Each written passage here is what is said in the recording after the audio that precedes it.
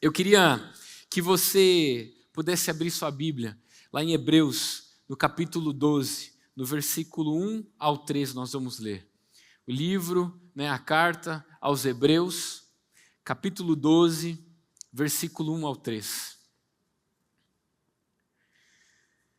A palavra de Deus diz assim em Hebreus, capítulo 12, versículo 1 ao 3. Portanto, também nós, visto que temos a rodear-nos tão grande nuvem de testemunhas, livremo-nos de todo o peso e do pecado que tão firmemente se apega a nós, e corramos com perseverança a carreira que nos está proposta, olhando firmemente para o autor e consumador da fé, Jesus, o qual, em troca da alegria que lhe estava proposta, suportou a cruz, sem se importar com a vergonha, e agora está sentado à direita do trono de Deus.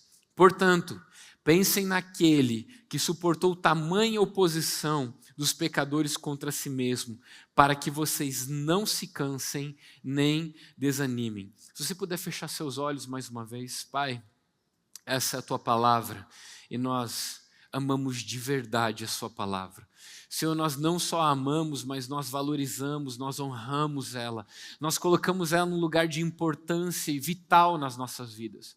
Porque nós sabemos que a Tua palavra é poderosa para nos transformar, ela é poderosa, Senhor, para nos edificar, para nos confortar, consolar. A Tua palavra é a palavra profética que sai da Sua boca, que nos conduz a um caminho iluminado, Senhor, não só para o caminho, mas para os nossos pés.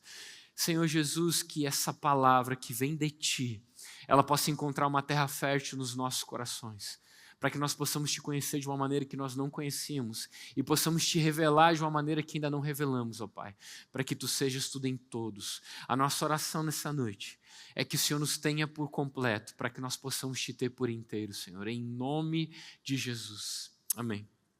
Queridos, o ano de 2024 foi um ano que nós entendemos que Deus estava nos direcionando para um bom caminho, e nós entendemos um pouco sobre esse caminho, que é a própria pessoa de Cristo.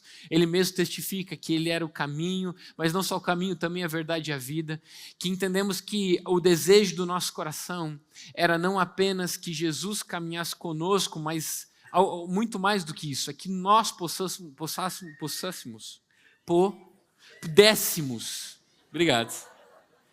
nós pudéssemos caminhar com Jesus. A diferença entre Ele caminhar conosco e nós caminharmos com Ele. Quando nós caminhamos com Ele, fala sobre o desejo do coração dEle, os sonhos do coração dEle, as vontades mais profundas do coração de Cristo. E é verdade que caminhar esse bom caminho pressupõe que Deus está nos conduzindo a um lugar. E no final do ano nós entendemos que o Senhor estava nos conduzindo a um lugar, e esse lugar ele tinha a ver com a cruz de Cristo. E o Espírito Santo falou ao meu coração de que nós pudéssemos começar conduzindo o direcionamento desse ano, falando sobre, lembrando que a caminhada cristã ela é uma jornada. A Bíblia vai comparar com uma corrida. O apóstolo Paulo fala, eu terminei a carreira, eu guardei a fé, a carreira era uma corrida. Mas eu queria que você pudesse imaginar como a jornada cristã, não como uma caminhada, uma corrida linear, mas sim algo que sobe, que é uma escalada, que é uma corrida de escalada. Por que eu gosto de pensar nisso? Porque quando o apóstolo, o autor de Hebreus fala, no que nós lemos em Hebreus capítulo 12, para que nós nos livrássemos de todo o peso e do pecado, ele está fazendo uma diferença entre peso e pecado. Se a gente falar que caminhar na jornada cristã, correr essa correira, escalar essa montanha, é necessário que a gente se desfaça de pesos desnecessários. Se a gente falasse do óbvio do pecado, você já saberia de tudo que é necessário, que a gente precisa se desfazer, que nos atrapalha, que nos prende, que nos amarra, que nos impede de avançar de uma maneira muito mais exitosa, de uma maneira muito mais plena, viva. E também, claro, apesar de não querer falar o óbvio sobre pecado, eu percebi nesse carnaval que a gente está vivendo uns tempos muito malucos, porque eu comecei a ver um monte de pastor amigo meu fazendo vídeos de por que cristãos não deveriam participar do carnaval. E eu falei, é mesmo que nós chegamos nesse nível, gente? A gente está precisando falar o óbvio. Você que é cristão, não deveria pular o carnaval por quê? E eu falei, meu amigo, na minha época a gente não precisava falar disso. Mas eu não queria trazer o óbvio, porque acredito que vocês não estão na fase do leitinho, mas alimento sólido, glória a Deus.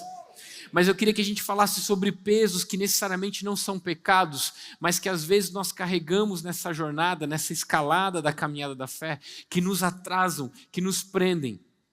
E a gente precisa entender, como a gente leu no final, que a gente precisa pensar naquele que é Cristo, que suportou tamanha oposição, e ele continua dizendo, para que vocês não se cansem e nem desanimem. O autor de Hebreus, no capítulo 12, vai falar sobre essas nuvens de testemunhas, que ele dá testemunho no capítulo 11, os heróis da fé. E ele fala que esses heróis da fé, eles alcançaram as promessas de se tornar aquilo que Deus chamou que eles se tornassem, como alguém que está correndo, ou melhor, ele está escalando, e ele está dizendo bem assim, olha, essas testemunhas que chegaram nesses lugares, eles não estão só torcendo por vocês e dizendo que é possível, mas eles estabelecem um modelo que pela fé e perseverança, eles herdaram as promessas. A perseverança é importante, mas o problema é que muitas pessoas vão não vão perseverar, porque elas se cansam e se desanimam. Por causa de pesos que necessariamente não são pecados, que atrasam, que nos impedem de experimentar a boa, agradável e perfeita vontade de Deus. É uma corrida de resistência e não de velocidade, a caminhada cristã. E eu queria trazer para vocês a ilustração. Eu lembro que essa mensagem veio ao meu coração e Deus, o Espírito Santo me lembrou de uma época que a minha impulsividade e o meu hiperfoco em alguma coisa assim, né, ficou todo para coisas de acampamento, escaladas e aventuras radicais. Então eu falei, eu vou ser o cara que acampa, que escala, que faz rapel. E eu lembro que eu comecei a comprar barraca, eu comprei saco de dormir, eu comprei um monte de coisa. E fui acampar uma vez só, em 3 anos. Mas eu lembro que quando eu cheguei na casa de camping, na loja de camping, eu comecei a ver as coisas para comprar, fogareiro, e essa mochila, e essas botas, e essa roupa. E eu falei, poxa, que legal. Pô, eu quero uns equipamentos também de quando eu começar a escalar e fazer rapel. E aí, de repente, eu vou até ali e percebo que tem 2 tipos de ganchos, né? 2 tipos de mosquetão que eles chamam para que você pudesse escalar. E um era muito mais caro que o outro. E eu lembro que eu peguei esses 2 mosquetões, né, junto com a mochila que eu estava, e eu falei bem assim, mas moço, como é que é possível que esse mosquetão aqui é tão mais caro que o outro? Porque parece de papel esse aqui. Esse aqui parece que é frágil. Esse mosquetão parece que não vai aguentar meu peso. Agora esse que é forte, que é pesado, que vai aguentar meu peso, é 5 vezes mais barato. Quem é que compra isso aqui? E ele falou assim, bom, é porque isso aqui é feito de um material especial. E por isso que ele é tão leve. Mas eu queria te dizer, ele disse, que os 2 conseguem sustentar o mesmo peso. Eu falei assim, bom, mas se sustenta o mesmo peso, mesmo que seja mais leve, no meu bolso vai ficar muito pesado. Então eu prefiro comprar o pesadão. Ele olhou para mim e falou bem assim, você ainda não tem experiência de escalar, né, e fazer trilha. Eu falei, é verdade, por quê? Ele falou, porque se você soubesse o segredo da jornada, você não acharia que é peso no seu bolso. Eu falei, mas a diferença, é verdade, é muito mais pesado, mas o que vai influenciar tanto na minha jornada? Ele olhou para mim e ele falou uma frase. Você precisa entender que cada grama importa. Ele falou, 10 gramas, 5 gramas, em 100 metros é uma coisa, em 1 quilômetro é muito mais. Em 2 quilômetros, 3 quilômetros é muito mais. A multiplicação desse peso é muito maior. Você precisa entender que cada grama pesa. E essa foi a experiência que eu tive numa casa de camping, e que o Espírito Santo ministrou no meu coração essa mensagem chamada Aliviando a Bagagem. Eu queria compartilhar com vocês nessa noite. O processo da jornada é tão importante quanto a chegada, porque é na jornada que o Senhor trabalha em nosso coração. Eu queria que trouxesse para mim aquilo que eu pedi para vocês fixarem a mensagem e lembrarem. Tá levinho, valeu, Léo. Tá levinho. Ô Duca, vem aqui ajudar nós. Porque o Duca, né, tadinho, sempre ele. Coloca aí, meu. E aí? Tá tranquilo. A gente precisa entender que a caminhada cristã, ela vai exigir que a gente carregue algumas coisas, mas o problema é que a gente carrega algumas coisas desnecessárias. E essas coisas a gente acha que às vezes nos impulsionam e até nos animam. Mas eu queria mostrar para vocês aquilo que eu falei para vocês da experiência que eu tive. Imagina que todo o peso dessa mala está, na verdade, nisso aqui, que alguns de nós estamos carregando. Exemplificado. Ó. Isso aqui é um mosquetão e freios. Segura assim para mim. Isso. Bracinho esticadinho assim. Você está fazendo academia agora? É. Esse aqui é 5 vezes mais barato. Esse aqui é 5 vezes mais caro. Isso aqui pesa 1,5 kg. Quase 1,6 kg. Esse aqui pesa 300 gramas. Você percebe a diferença? As pessoas, isso aqui, elas acham que isso aqui vai trazer segurança para elas, que isso aqui elas se apegam e vai ser o que pode animar elas, impulsionar elas. E é sobre algumas coisas, alguns pesos desnecessários, que eu quero dizer que nós estamos carregando às vezes na nossa bagagem, que o Senhor quer que a gente se livre nessa noite. Você está comigo, amém? Cara, se você conseguir ficar até o final da mensagem, subindo e descendo essa escada aqui, com essa mexendo cadeira, mano. Pode soltar. Gente, aliviando a bagagem. Eu vou deixar assim, ó. Queridos, repete comigo, cada grama importa. Primeiro peso que eu acho que a gente carrega de maneira desnecessária, que não é necessariamente pecado, mas nos atrasa, nos amarra, nos cansa e às vezes faz com que a gente queira desistir, que a gente não consiga perseverar até o final, é o peso da rejeição. O peso da rejeição é aquela síndrome, é aquela mentalidade de órfão, porque é como se a gente sempre achasse que a gente não é adequado o suficiente, que a gente precisa de algo a mais, que a gente precisa que alguma coisa aconteça, que as pessoas nos notem. E é um sentimento que pode ser até legítimo. Isso pode vir na nossa casa, isso pode vir de relacionamentos. Se tiver o slidezinho do primeiro lá, que é sobre a rejeição, o peso da rejeição. Eu queria trazer o exemplo de José. José carregou o peso da rejeição. José do Egito, ele foi rejeitado pelos seus irmãos. E assim, aparentemente, José, ele queria o melhor para sua casa, né? Ah, mas ele dedurava as coisas erradas que os irmãos faziam. Cara, esse é o trabalho de um bom irmão. O trabalho de um bom irmão é ajudar que os irmãos cresçam, amadureçam, se desenvolvam. A Bíblia vai dizer na história de José que os irmãos, quando viram ele chegando com o seu vestido de cores, a sua túnica de cores, falou, ó, lá vem o sonhador. E os irmãos de José rejeitam ele. E aí você fala assim, Rafa, mas qual é o processo que Deus passa a José, que a gente percebe que ele carregava esse peso? A gente vai chegar lá. O problema é que, deixa eu falar alguma coisa para você, não estaremos isentos de sermos rejeitados. Todo mundo vai sentir rejeição em alguma área da sua vida. Porque isso faz parte da natureza caída nossa. Isso faz parte da percepção que o mundo tem a respeito de todas as pessoas. Nós estamos constantemente caminhando num mundo que rejeita as pessoas. É a cultura do cancelamento que a gente vive hoje. A pessoa pode ter uma vida inteira de testemunho, mas se ela falar alguma coisa, se ela escrever alguma coisa, se ela fazer alguma coisa, acabou toda a sua vida.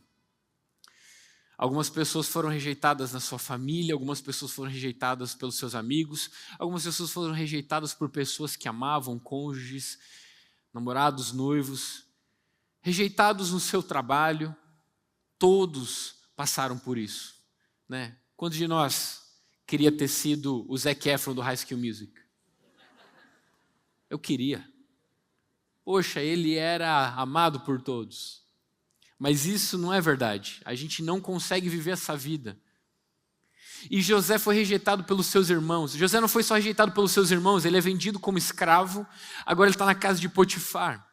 A Bíblia diz que depois que ele prospera na casa de Potifar, e Potifar olha para ele e fala bem assim, cara, você tem uma coisa diferente, você vai governar sobre toda a minha casa. E aí ele pensou bem assim, pô, chegou minha hora.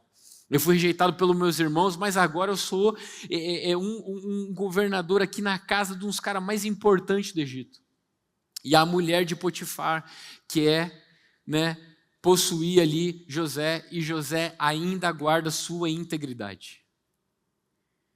E é interessante que quando a mulher de Potifar acusa Jacó de ter tentado forçá-la a ter relações com ele, a Bíblia vai dizer que ele é mandado para a prisão. E deixa eu falar algo para você, esse tipo de crime, um escravo, um servo, tentar forçar a mulher do seu senhor, não era a prisão que eles, entendeu? Que eles iam para a prisão. Era a morte. Era a morte porque a coisa mais a coisa mais horrível que existia naquela época era esse crime de tentar violar a mulher de outro homem. Mas a Bíblia diz que Potifar não manda para a morte, mas manda ele para a prisão.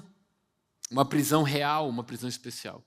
A Bíblia não declara isso, mas eu quero afirmar, talvez, ou conjecturar, que Potifar sabia da mulher que tinha. Você percebe que quando José diz não para a mulher de Potifar, ele fala bem assim, olha, ninguém nessa casa é maior do que eu, a não ser o Senhor, e tudo ele me confiou nas mãos dele, só uma coisa ele disse que eu não posso tocar, em você. Pô, por que ele precisa ser claro desse jeito com José? José, é o seguinte, você governa sobre tudo, entendeu? Você pode desfrutar de tudo, mas minha mulher não toca nela. Talvez Potifar sabia da mulher que tinha, né? E talvez por isso que não manda matá-lo, mas manda prendê-lo. Porque também fala do seu orgulho como homem, enfim. Mas mais uma vez José é rejeitado. Ele é rejeitado agora na casa de Potifar e ele está na prisão. E lá na prisão ele trabalha, ele prospera aquela prisão, ele administra e o Senhor está processando ele. Gente, se a gente entendesse que as rejeições na nossa vida são uma ferramenta de Deus para nos forjar, para trabalhar em nós. Rafa, o que Deus quer trabalhar nesse peso de rejeição, às vezes, que eu carrego? Ele quer transformar, ele quer, na verdade, fazer com que a gente se livre disso, mas transformar a experiência da rejeição numa experiência de aceitação dele. Na transformação dessa mentalidade de escravo, de que me falta, de que eu preciso fazer, de que eu preciso provar, de que eu preciso que as pessoas compreendam, entendam quem eu sou. A gente estava lá em casa conversando com um casal e eu estava dando testemunho da minha vida. Nós estávamos dando testemunho da nossa vida. Né? Hoje as pessoas quando vê a gente, às vezes aqui ou indo a algum lugar viajar e falam, nossa, que legal, como eu gostaria de ser chamado por Deus também. E a gente fala assim, cara, você está vendo o final do filme, você não viu o comecinho dele. Nem o final, né? Você está vendo o meio, que a gente nem terminou ainda, mas você não viu o começo dele. Quem vê close, não vê corre. Irmão, era batata. Todas as vezes que alguém chegava para a gente, antes daqui da Alcance Curitiba, e falava bem assim, nossa, eu vejo algo de Deus em vocês, vem aqui para a gente ajudar no ministério, a gente vai colocar vocês para fazerem coisas. E toda vez que a gente ia ser colocado num lugar de exposição, Deus puxava a gente para trás. E mandava a gente ir para outro lugar, e transicionava a gente de lugar. Eu lembro que a gente ficou tão acostumado com isso, que a última vez que aconteceu isso em 2016, a gente estava sentado, nunca esqueço, almoçando com um pastor, um irmão da igreja que liderava os homens, e ele me levou num lugar para ministrar, e aí nós éramos da mesma igreja, mas ele nunca tinha me ouvido ministrar, e a gente foi no carro conversando sobre as coisas do Senhor. Lembro quando a gente parou para almoçar, ele falou, Rafa, irmão, eu quero que você me ajude no ministério com os homens, eu quero que você venha comigo, a gente vai fazer um negócio, e não sei o que, e eu quero te colocar nesse lugar junto comigo, você vai liderar junto comigo. E na hora eu só olhei e falei assim, irmão, por que você fez isso? Agora Deus vai me mandar para o outro lado. E foi o que aconteceu. Mas eu não entendi o porquê Deus fazia isso, porque todas as vezes que parecia que eu avançava, Deus me puxava. Senhor, você está me rejeitando? o Espírito Santo me ensinou com o tempo que não. Ele precisava trabalhar no meu coração, porque se eu assumisse algumas coisas, responsabilidades, se nós assumíssemos alguns lugares, na carência de órfãos que nós tínhamos, de querer servir o Senhor para que Ele se agrade de nós, no sentido de comprovar que nós realmente o amávamos através das coisas que fazíamos, querer compensar algumas faltas que eu sentia na minha alma em relação a relacionamentos para com Deus. Eu preciso provar para Deus, eu preciso fazer para Deus, eu preciso que Deus me note de alguma maneira. Então deixa eu fazer, deixa eu servir, deixa eu fazer. E hoje eu entendo isso quando eu falo com liderança. Se tem uma coisa ruim, são líderes que estão liderando por causa das suas carências e ausências.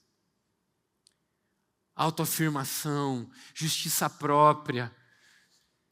E eu não sei se José estava liderando para provar alguma coisa, a Bíblia não diz isso, mas a Bíblia nos afirma que José estava carregando, e de uma maneira não explícita, um peso de rejeição. Sabe por quê? Porque depois de todo aquele tempo que ele foi rejeitado pelos irmãos, depois de ser governador, meu amigo, não tinha lugar mais alto para chegar no Egito, nem tinha cargo de governador. O faraó inventou um lugar para ele estar e falou: você vai ser o segundo em todo o Egito. Quando os irmãos de José se encontram com ele, meus amigos, a Bíblia diz em Gênesis 54, no versículo 1 ao 5, que quando ele prende Benjamim, e fala bem assim, Benjamim vai ficar, esse aqui, o mais novo, vai ficar comigo, e vocês todos podem voltar. E eles se colocam para defender Benjamim e fala bem assim, a gente morre aqui, mas a gente não vai deixar nosso irmão. Quando José vê que os irmãos dele não estão mais traindo o irmão, mas estão defendendo o irmão mais novo, olha o que a Bíblia diz, então José, não conseguindo se conter diante de todos que estavam com ele, gritou, saiam todos da minha presença, e ninguém ficou com ele, quando José se deu a conhecer aos seus irmãos, e levantou a voz em choro, de maneira que os egípcios o ouviam e também a casa de Faraó. Irmão, imagina, esse cara chorou e gritou tanto que a casa de Faraó e os egípcios ouviram José gritar e chorar, como se ele estivesse tirando da alma dele um peso de todos esses anos de rejeição dos irmãos da casa dele. Dizendo, agora sim, ou seja, o cargo de governador do Egito não foi suficiente para fazer ele se libertar desse peso. Você está comigo? Sabe, a gente precisa, a maioria das demandas que a gente às vezes atende na igreja são pessoas que estão se sentindo rejeitadas. Não, eu cheguei e ninguém me deu atenção, eu fui nessa célula, mas ninguém deu atenção, não, mas o pastor, ele é isso, eu vim de outro lugar que o pastor me colocou de canto, de escanteio. O que eu quero dizer é que o sentimento de rejeição é legítimo, porque pode ser sim, e na maioria das vezes aconteceu. Parentes rejeitaram, pessoas queridas, amigos rejeitaram, colegas rejeitaram, líderes rejeitaram. Mas o que nós vamos fazer com isso é mais importante. Ou melhor, o que Deus pode fazer com isso é mais importante. Quando eu entendo que mesmo que todos tenham me rejeitado, que o mundo me abandone, Jesus me aceitou. O Pai me aceitou na sua casa, glória a Deus. Eu sou um filho amado agora. Jesus, no capítulo 5, no versículo 12 e 13, ele se encontra com um homem rejeitado também. Aconteceu que quando Jesus estavam numa cidade, um homem coberto de lepra veio à presença dele. Quando ele viu Jesus, prostrou-se com o rosto em terra e pediu, Senhor, se quiser, pode purificar-me. Querido, você precisa entender que naquela época era proibido que os leprosos entrassem nas cidades. Se os leprosos entrassem nas cidades, eles corriam o risco de serem apedrejados. Eles tinham que andar fora das cidades e quando alguém se aproximava, eles tinham que gritar, imundo, imundo, para que as pessoas não passassem perto. Agora esse leproso entra na cidade e a Bíblia diz que ele estava coberto de lepra, ele não estava só num pedacinho, ele estava coberto de lepra. E ele vem na presença de Jesus, um homem que todos já haviam rejeitado. Senhor, se quiser, pode purificar-me. Olha o 13. E Jesus, estendendo a mão, tocou nele. Meu amigo, quando foi a última vez, talvez, que esse homem rejeitado sentiu o toque de alguém? Você percebe que o amor de Deus é isso? O que Jesus está exemplificando, dizendo assim, olha, não interessa se todas as pessoas te rejeitaram, sua família, o seu povo, os seus amigos te rejeitaram. Eu estou de braços abertos para você. Meu Deus, o que pode ser melhor do que isso? quando a gente conseguir entrar nesse lugar. E Rafa, quando que a gente vai entrar nesse lugar? Bom, eu não sei você, eu só consegui entrar nesse lugar quando eu me senti sem ninguém. Quando eu senti que todos tinham me abandonado. E aí eu só tinha Ele. E eu descobri que era tudo que eu precisava. Jesus estendeu a mão, tocou nele dizendo, eu quero, fique limpo. Esse é o desejo de Jesus, fique limpo nesse sentido de aplicação, não só dessa lepra, mas desse espírito de rejeição, essa mentalidade de órfão que você tem, que você quer ser aceito porque você acha que está faltando alguma coisa. Mas Deus, o nosso Pai e a sua família já nos aceitou, glória a Deus? Então, meus amigos, meus amados irmãos, vamos livrar desse peso, sabe? Jesus também foi rejeitado pelos judeus. É como se Jesus talvez olhasse para aquele leproso e falasse assim, como te rejeitaram por ser leproso, me rejeitaram por ser o enviado. Mas não se preocupe, Jesus não usou a rejeição que os judeus faziam contra ele para descontar nas outras pessoas. Ele usou de misericórdia e amor para aquele homem. Quer ver um outro peso, além da rejeição, que muitos de nós carregamos, que é uma consequência da rejeição? É o peso da solidão. Elias carregou o peso da solidão. Às vezes as pessoas elas têm experiência de serem rejeitadas na família, com os amigos, em alguns lugares, e aí elas descobrem que se elas se isolam, elas deixam de serem feridas. Bom, se eu me isolar, ninguém vai me rejeitar. Elias está carregando um peso de solidão no ministério dele.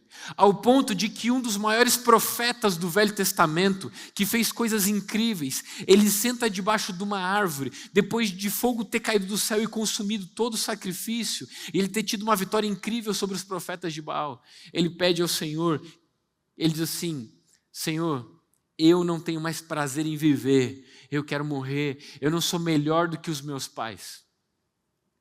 Você, quando lê na sua casa, em 1 Reis, no capítulo 19, 3, 4, e todo o contexto vai entender melhor, mas eu vou ler aqui, depois do 13, 14, a Bíblia diz assim, Elias ficou com medo, levantou-se e para salvar a vida, se foi a Berseba que pertence a Judá, e ali deixou o seu servo. Elias sempre andava com um servo, Elias sempre andava com alguém, mas de repente, o sentido de que o povo rejeitou o Senhor e rejeitou ele como profeta, porque ele achou que talvez Acabe e Jezabel iriam se converter ao Senhor, mas ela mandou matá-lo. Ele se sentindo rejeitado, ele deixa o servo dele onde está e ele foge para salvar a vida dele. Ué, porque não leva o servo junto? Elias carregou o peso da solidão. E aí, olha só, ele mesmo, porém, foi para o deserto, caminhando o dia inteiro. Por fim, sentou-se debaixo de um zimbro, sentiu vontade de morrer e orou, basta, Senhor, tira a minha vida, porque eu não sou melhor do que meus pais. O sentimento de rejeição, o peso da rejeição, na caminhada de Elias, você está entendendo isso? O peso da rejeição na caminhada de Elias fez com que ele quisesse ficar sozinho. E deixa eu te falar um negócio, se tem um negócio que vai pesar, e vai cansar a gente, é o peso da rejeição e o peso da solidão. Olha que louco, quando ele depois caminha 40 dias para se encontrar com o Senhor, ele deixa o servo dele, ele fala assim para Deus, Deus fala, o que você está fazendo aqui, Elias? E Elias fala, Senhor, só eu sobrei. Elias, eu não sei se você está cego por causa do peso que você carrega, você está tão cansado que você ficou doidão, mas você se encontrou com Obadias. E Obadias, que era o que cuidava de todo o palácio, lá em 1 Reis 18, do 3 ao 4, Obadias foi um eunuco que quando Jezabel mandou matar os sacerdotes de Deus, ele pegou 100 homens dos sacerdotes de Deus, ele escondeu numa caverna e alimentou com pão e água. E Elias sabe disso, um dia Obadias se encontra com Elias e fala, Senhor, por acaso não te contaram o que eu fiz? Que eu peguei 100 profetas de Deus, sacerdotes, e escondi eles e alimentei com pão e água. Ou seja, Elias está falando para Deus que ele está sozinho. Mas ele sabe que tinha pelo menos 100. Aí sabe que Deus fala para Elias: Elias, esse peso que você está carregando, está te deixando cansado, não tem só 100, igual você acha que, você sabe que Obadias guardou, você está te fazendo desentendido. Tem 7.000 dos meus que não se dobraram perante Baal. Você vai perceber que Elias carregava o peso da solidão. Ele queria estar sozinho, inclusive quando Eliseu era seu ajudante, e dizia assim: não, você pode ficar lá, eu vou dar uma volta. Não, Eliseu falou: não vou te deixar não. Não, pode ficar, por favor. Não, Elias, eu não sou igual ao outro servo, eu não vou te deixar. Que a gente possa ser como essa geração de Eliseu. E a gente vê aqueles que estão tentando correr e fugir, a gente vai falar: cara, eu não vou te deixar. Você está carregando um peso de solidão, eu não vou abandonar você. Você está querendo que eu me afaste. Mas a minha decisão de amar você é maior do que você de me rejeitar. Eu já venci esse peso da rejeição. Você quer me rejeitar porque você está sentindo rejeitado, mas minha decisão de te amar é muito maior do que você de me rejeitar. É dessa maneira que a gente vai conseguir caminhar e escalar nessa jornada. Sabe, queridos, em Eclesiastes 4, 9 e 10 diz: melhor é serem 2 do que 1, porque maior é o pagamento pelo seu trabalho, porque se caírem, um levanta o companheiro. Mas ai do que estiver só, pois caindo não haverá quem o levante. O propósito de andarmos em comunidade, o propósito de a gente deixar de lado o peso da solidão. E quando eu falo peso da solidão, eu não estou falando só da pessoa que não está com pessoas, presta atenção. Porque você pode estar no meio de um monte de gente, rodeado de um monte de gente, mas por dentro você está solitário. Você não abre seu coração, você não compartilha seus sentimentos, você guarda tudo para si mesmo, pensando: se eu compartilhar, eu serei rejeitado. Olha só o peso da rejeição que traz o peso da solidão. Quando a gente se libertar disso, a gente vai entender que a caminhada com Cristo é muito mais leve. É porque a gente carrega pesos desnecessários. A gente consegue perceber que Elias, quando ele está na interpretação equivocada que só ele tinha sobrado, Deus está falando: Elias, você não está só ignorando os 100 que Obadias guardou, mas você não sabe que tem 7.000 que eu guardei, que não se dobraram. Você não é o único, você não está sozinho, você só está carregando o peso da solidão. E Jesus, queridos, podia ter se isolado quando ele foi rejeitado por Judas e traído. Mas Jesus não se sentiu, ele não carregava o peso da rejeição. E quando veio a tentação do peso da solidão, sabe o que Jesus fez? Ele chegou para os seus amigos, ele falou bem assim: ei, vocês podem ficar comigo, porque minha alma está angustiada até a morte. Sabe o que Jesus fez no pior momento da vida dele? Ele chamou quem? Os seus irmãos para estar junto, os seus amigos para estar junto. Gente, às vezes chega pessoas para mim e falam bem assim: nossa, eu estava morrendo, eu estava entregue, eu estava desistindo da fé e ninguém me ajudou. E eu falei: mas amigo, você abriu seu coração? Não falei para ninguém. Ué, mas como é que eu não... Irmão, adivinhação é abominação, para dar escrito em Levítico. Deus abomina os adivinhos. Eu não consigo saber, nós não conseguimos saber o que se passa dentro do seu coração. Mas quando você vem e você rasga o seu coração, você está falando: olha, eu sou parte de nós. Eu quero dizer que mesmo que tenha a tentação do espírito desse peso da rejeição me acompanhar e o peso da solidão me afundar e fazer eu desistir, eu não vou fazer isso aí. Eu venho aqui porque eu quero ser família com vocês. Eu quero que vocês sejam família comigo. Essa é a comunidade de Deus. Vocês estão comigo? Amém? E olha só, peso da rejeição, o peso da solidão, também a gente carrega às vezes o peso da comparação. Não é pecado, a solidão não é pecado, a rejeição, o sentimento de rejeição não é pecado. A comparação não é pecado, mas deixa eu te falar um negócio: esses pesos vão nos levar a pecar. Eles necessariamente não são pecados e é por isso que a gente não lida com eles com tanta seriedade. A gente acha que a gente vai aguentar carregar eles. Porque é conhecido, a gente acha que a gente vai conseguir até o ponto que a gente está desanimando da fé. Que a gente está quase desistindo, que a gente está a ponto de entregar os bets. Porque a gente não dá o devido valor para a importância do que é isso de verdade. E aí talvez você deve estar pensando, não, Rafa, mas essa mensagem deve ser para outra pessoa que não veio, eu estou livre disso. Amigos, deixa eu falar um negócio. Quando a gente deixa o Espírito Santo sondar o nosso coração, eu não estou livre disso. O peso da rejeição às vezes tenta me sondar. O peso da solidão às vezes tenta me sondar. O peso da comparação às vezes tenta me assombrar. E sabe qual que é uma das coisas que o peso da comparação vai fazer? A comparação é o ladrão da alegria. A comparação é o ladrão da alegria, é o ladrão do contentamento, é o ladrão da satisfação. Porque posso dizer um negócio? Sempre vai ter alguém mais. Sempre vai ter alguém que tem mais, que fez mais, que conseguiu mais. Ah, não, mas eu estudo demais. Pois é, cara, mas vai ter um asiático que vai estudar 22 horas por dia e dormir só 2, entendeu? Não, mas eu vou me empenhar porque sempre vai ter. E cara, eu tô sendo inspirado pelo pastor Luciano no cuidado com o corpo. E eu tenho pesquisado um pouco desse mundo de cuidado e tal. E eu fico pensando assim, claro, tirando as pessoas que são atletas profissionais, beleza? Os atletas profissionais eu entendo. Mas as pessoas que não são atletas profissionais, e eu vi homens que são atletas profissionais e personal trainers que treinam, falam assim, cara, se você não vai ser profissional no fisiculturismo, não faça ciclo, não use hormônios, porque isso vai atrapalhar a sua vida.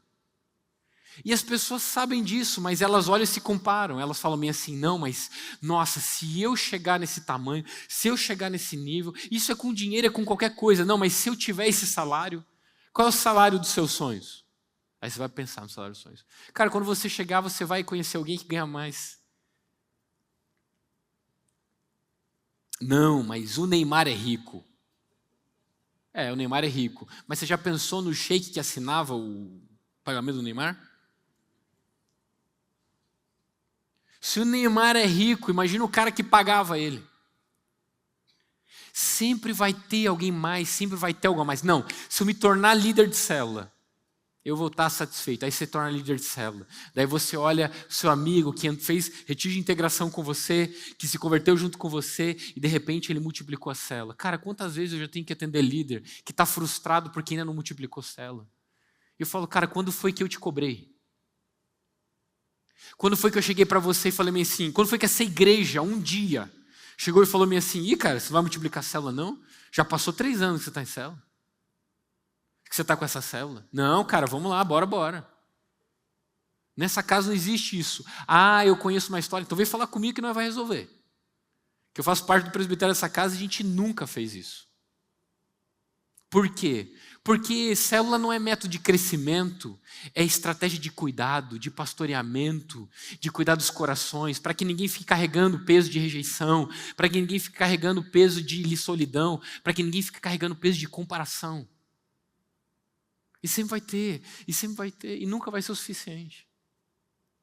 Sabe, eu percebo quando a gente senta na mesa de pessoas que trabalham no ministério, eu sempre fico observando quem fica perguntando número. Posso te dizer uma alegria que eu tenho no coração? Todos os amigos que eu tenho no ministério, que nós temos amigos assim, que são aliança, dentro do SDA, dentro do GKPN, de outros lugares, que a gente senta à mesa, né, Duca, que a gente senta na mesa junto com eles. Cara, ninguém fala de número. Ninguém pergunta número. A gente não senta na mesa e o cara pergunta, Rafa, quantos estão na Costa Jovem? E eu pergunto, cara, quantos estão indo? Ninguém fala de número. Sabe por quê? Porque não interessa. A gente senta junto, a gente quer só uma coisa, fazer o reino de Deus ser manifestado na terra como ela é no céu. Então o que Deus nos colocou para fazer? Vamos fazer com o coração, mas a comparação, ela é o peso da comparação, amigo. Ela sim, ela mata a nossa alegria.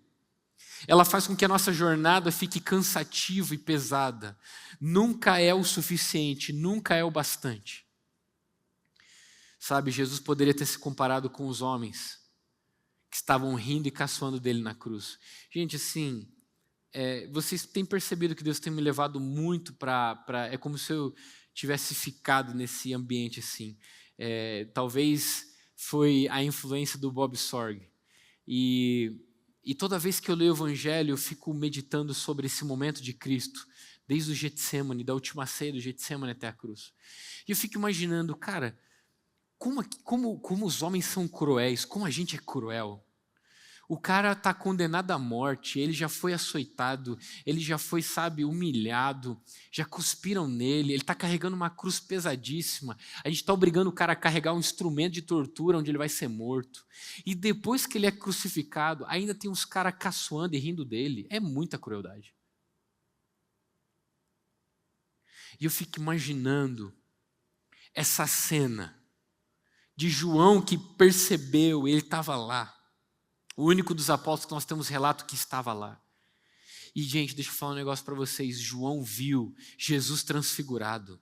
Jesus viu João em glória. Antes da ilha de Patmos, ele viu Jesus transfigurado. Ele sabia que Jesus podia descer daquela cruz e acabar com tudo. Você já imaginou se Jesus está naquela cruz enquanto eles estão caçoando dele? Enquanto eles rejeitaram? Enquanto parece que deixaram ele em solitário? E Jesus tivesse olhado e se comparado com eles e falando bem assim, vocês não têm noção do que vocês estão fazendo, para mim chega. Já imaginou se falando bem assim, para mim chega. Eu cansei de vocês, eu só fiz o bem para vocês e vocês só estão me pagando com o mal. Vocês não entendem o que eu estou fazendo, vocês nunca vão entender, o coração de vocês é perverso, o coração de vocês é duro. Irmão, a Bíblia diz, presta atenção, a Bíblia diz que os ladrões da cruz, sim, os dois, não só um, os ladrões também estavam caçoando de Jesus. Eu fico imaginando isso, falando assim, irmão, você está morrendo, cara. E você está rindo do outro cara. Como é possível a gente ser tão cego disso? E Cristo está na cruz e podia ser comparado. Cristo, a beleza de Deus. O verbo encarnado, Cristo, aquele que os anjos escondem o rosto, que cantam santo, que cantam que Ele é belo, que Ele é maravilhoso, que Ele é grandioso, que eles não conseguem eles se assombram quando olham para Ele. Ele podia ter se comparado com aqueles pó, e ter falado para mim, chega. Mas Ele não fez isso. A Bíblia vai dizer, nos evangelhos, que quando suscitou entre os seus discípulos, na última ceia, a discussão de quem era o maior, a Bíblia diz que esse ser, ele tirou seu manto, colocou uma toalha na sua cintura, começou a lavar os pés dos discípulos. Meus amigos, Jesus podia ter se comparado, Ele não se comparou. Jesus conseguiu carregar e caminhar até a cruz, porque até a cruz e toda a sua vida, Ele não estava carregando o peso da rejeição, Ele não carregava o peso da solidão, e Ele não estava carregando o peso da comparação. O irmão do pródigo carregava o peso da comparação. O irmão do filho pródigo, em Mateus capítulo 11, versículo 28 a 30, vocês sabem, quem conhece a história do filho pródigo, levanta a mão aqui para nós saber. Glória a Deus. Ai, que delícia falar com quem ama a Bíblia. O filho pródigo volta para casa e o irmão não está no momento que ele volta, ele está trabalhando. A Bíblia diz que o pai faz uma festa para o filho que veio, ele se alegra, ele está lá dentro celebrando, e o filho mais velho, o irmão do pródigo, chega, cansado do seu trabalho, e vê que está rolando festa, e fala assim, o que está acontecendo? Pergunta para um dos servos, o que está rolando? E os servos falam, o seu irmão, que estava morto e foi encontrado vida, seu pai fez uma festa, ele até matou o boi cevado, para fazer uma festa de celebração. E ele se recusa a entrar. A pergunta que eu faço é, o que fez o pai que estava tão contente e alegre, que seu filho voltou, sair da festa e ficar entristecido. Um irmão que não celebrava a volta de outro irmão. O irmão que não celebrava a vida de outro irmão. O irmão que não celebrava a misericórdia e a graça sobre outro irmão. É isso que faz a comparação. A comparação nos deixa cegos. Faz com que a gente não tenha felicidade, nem pelos outros e nem nós mesmos, daquilo que Deus está nos fazendo viver e nos dando. O irmão do filho pródigo fala bem assim, como é que pode? Como é que eu vou entrar? Como é que eu vou estar feliz se esse seu filho, não é nem meu irmão, esse seu filho gastou dinheiro com meretrizes, a sua herança, e você fez uma festa agora para ele, e eu que te sirvo toda a minha vida, nenhum cabrito você me deu para festejar com meus amigos. E o pai olha para ele e fala bem assim, filho, esse é o seu problema, você não entende que é meu filho, você não entende que esse peso de rejeição está te levando para ter um peso de solidão, e esse peso de solidão te leva a uma comparação, e nessa comparação você não consegue celebrar quem você é de verdade. Filho, o que é meu é seu. O peso da comparação que nos assola é sempre esse. Por que Deus não deu emprego como deu para aquele? Porque Deus não me dá um casamento como deu para aquele? Porque Deus não me envia ao campo missionário, me sustenta como fez com aquele? Porque Deus não me dá uma promoção como deu para aquele? Porque Deus não me dá filhos como deu para aquele? Comparação é o ladrão da alegria, e esse peso, vou falar para vocês, é aquilo que pode nos fazer não suportar a jornada. Sabe qual é a boa notícia? A boa notícia é que esse Jesus que não carregou o peso da rejeição, não carregou o peso da solidão e nem carregou o peso da comparação, ele faz um convite para eu e você.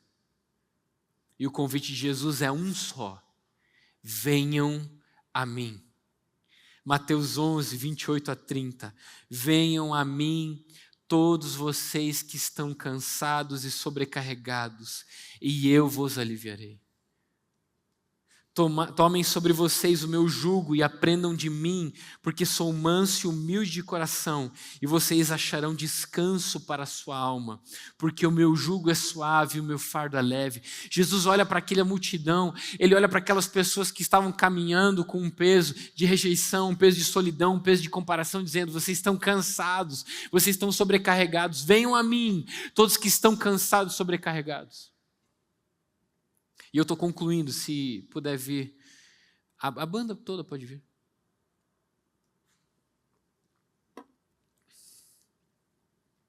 A pergunta que eu fiz é: Jesus, é o suficiente ir até você? Outra pergunta que eu posso fazer: Jesus, se estão cansados e sobrecarregados, por que você chama que vem até você? Por que você não vai até nós? É claro, ele veio até nós, glória a Deus. O Verbo encarnado habitou entre nós. Mas esse convite de Jesus é: Jesus, se estão cansados e sobrecarregados, por que venham vocês até mim? E na hora, o Espírito Santo ministrou algo no meu coração. Lembra que a gente tem falado que essa jornada, ela vai nos conduzir até um lugar? Eu vi uma imagem na minha cabeça. E se, Duca, me ajuda de novo.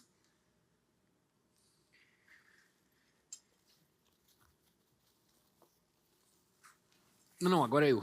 Você vai ficar de braço aberto lá, assim, ó. Isso. E Jesus está falando: venham a mim, todos que estão cansados e sobrecarregados, e eu vos aliviarei. Todos vocês que estão carregando o peso da rejeição, peso da solidão, peso da comparação, venham até mim. E se o convite de Jesus a vir até ele, porque quando ele faz esse convite, ele está num lugar. E se o convite que Jesus está fazendo é porque ele está crucificado, como se ele dissesse: eu no momento não posso ir até você, mas você pode vir até mim.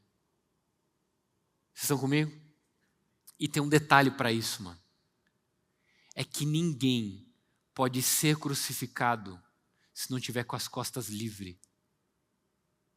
Não cabe alguém que está carregando um peso desnecessário chegar e colocar-se numa cruz. É impossível. E o convite de Cristo é: venham a mim todos que estão cansados e sobrecarregados, e eu vou aliviar vocês. Por que eu vou aliviar vocês? Porque esse peso que vocês estão carregando de maneira desnecessária é o que está impedindo de vocês de viver uma vida de verdade. Qual é a vida? A vida do Cristo. A vida da entrega, a vida do esvaziar-se.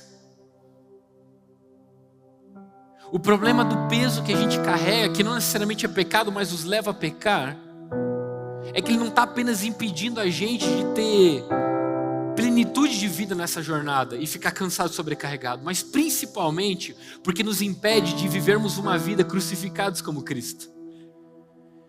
Porque quando Jesus fala: venham até mim todos que estão cansados e sobrecarregados e eu vou aliviar vocês. Mas ele não termina aí. Ele dizia: depois que eu aliviar vocês desses pesos necessários, vocês vão aprender de mim, porque eu sou manso e humilde de coração. E quando Jesus mostrou mais mansidão e humildade, se não foi na cruz do Calvário? E vocês vão encontrar descanso para a alma de vocês. Porque alguém que está crucificado já não tem mais peso de si mesmo. Ele está vivendo um autoesquecimento. Ele só quer a vontade de Deus. Ele só está olhando para os irmãos e falando: Pai, perdoa porque eles não sabem o que fazem. E ele diz assim: e aí vocês vão tomar sobre vocês o meu jugo e o meu fardo. Porque o meu jugo e o meu fardo é leve. Ué, como assim, Jesus? Você está dizendo que a cruz é leve? É.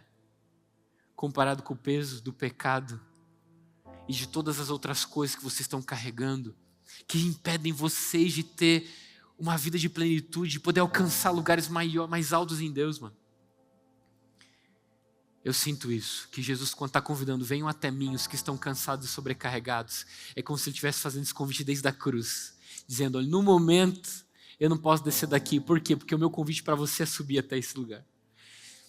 Por isso, meus irmãos, que no ano de 2025, o ano 2025 será o ano do partir. Ele vai ser não só o ano do partir, de deixar um lugar e ir para outro, de deixar pesos e avançar para outro lugar, mas também o ano do partir, de sermos partidos. O ano de partilharmos. Porque a única oração que nós temos como Alcance Jovem é que os olhos de todos nós sejam abertos. E os olhos são abertos no partir do pão. Você recebe essa palavra? Coloque-se de pé conosco nessa noite. Obrigado, Pai. Sabe, eu começo a perceber o caminho que Deus estava nos levando. Quando o apóstolo Paulo fala sobre isso, ele fala: o que eu quero é conhecer a Cristo.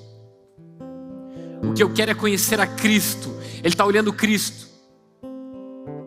E o poder da sua ressurreição. Ter comunhão nos seus sofrimentos. E me tornar como Ele na sua morte. O lugar que Deus irá nos levar, querido, só vai acontecer se a gente estiver disposto a partir e sermos partidos. Porque foi isso que Cristo fez. O êxodos de Cristo. Ele partiu e foi partido. Só existe um lugar onde as pessoas vão ter vida e vida em abundância. É no esvaziar-se de nós mesmos. Dos pesos, sim, do pecado, mas dos outros pesos que a gente carrega desnecessariamente. Hoje eu falei só de 3, mas tem mais. Que o Espírito Santo revele ao coração de todos nós. Mas que a gente se livre do peso, da rejeição, que nos faz termos essa mentalidade de escravos, achando que sempre nos falta. Deus livre do peso da solidão, que faz com que a gente não consiga viver de fato o que é família espiritual e comunhão. Deixa eu falar uma coisa para você, que eu ouvi quando eu era muito jovem. Eu lia a palavra de Deus e eu falava: eu acredito nisso. E um dia eu recebi uma palavra profética de um homem. Ele apontou para mim quando eu entrei no lugar onde eles estavam reunidos. Ele nunca me viu, não conhecia. Ele apontou para mim e falou assim: jovem, o evangelho que você sonha existe. A igreja que você sonha existe. E deixa eu falar uma coisa para vocês. Eu tenho vivido sobre essa palavra até hoje. Mais de 10 anos se passaram e eu posso testemunhar para você. Eu estou vivendo o evangelho que eu sonho. E eu estou vivendo a igreja que eu sonho. Porque na família de Deus, eu não preciso carregar peso de rejeição. Na família de Deus, eu não preciso carregar peso de solidão. Na família de Deus, eu não preciso mais carregar peso de comparação. Ele me fez livre de mim mesmo, para que eu possa ir até Ele, lançar todos os meus fardos ao pé da cruz e me tornar como Ele na sua morte. Assim que eu gostaria que você fechasse seus olhos e nós fizéssemos uma oração. Ah, Senhor Jesus, o Senhor nessa noite nos convida com as costas nuas a caminharmos até você, Senhor, lançando todo o peso que nos atrasa, que nos embaraça, que nos cansa, todo o peso, Senhor, da rejeição, todo o peso da solidão, todo o peso da comparação. Ah, Senhor, não. Nós queremos correr até você. Nós queremos, Senhor, caminhar nessa jornada com leveza. Nós queremos caminhar, Senhor, com a certeza de que nós somos aceitos e amados por Ti, que nós somos feitos famílias de Deus e que nós somos, Senhor,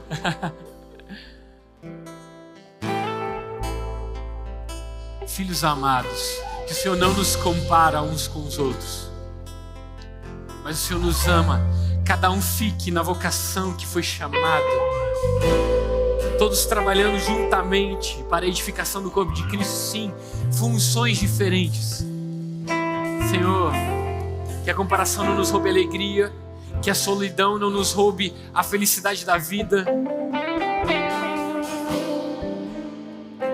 e que o peso, Senhor, da rejeição não nos roube, Senhor, do sentimento de sermos filhos amados.